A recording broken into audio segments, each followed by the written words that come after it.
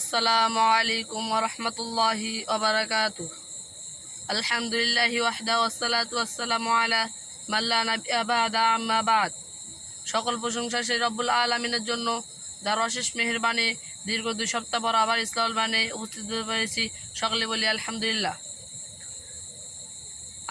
ইসলামুল বানের পক্ষ থেকে আমার বিষয় দেওয়া হয়েছে অত্যাচার। অত্যাচার হচ্ছে বড় পাপ। জুলুম, অত্যাচার ইসলামে একটি জঘন্য অপরাধ, যাকে সবাই ঘৃণা করে। এই কারণে পার্থিব জীবনে মানুষ হবে লাঞ্ছিত এবং পরকালে ভোগ করতে হবে কঠিন শাস্তি। এ সম্পর্কে আল্লাহ তাআলা সূরা মুমিনে বলেন, ওমা লিজ-জালিমিনা শাফিঈন ইউতা। জালেমদের জন্য কোনো দরদি বন্ধু থাকবে না এবং জালেমদের জন্য কোনো সুপারিশকারীও থাকবে না। সূরা আল হাজে বলেন, ওমা লিজ-জালিমিনা মিন নাসির। জালেমদের জন্য কোনো সাহায্যকারীও থাকবে না।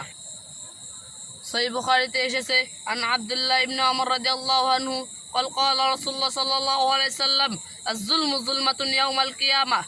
জুলুম কিয়ামতের দিন বহু অন্ধকার হয়ে দাঁড়াবে।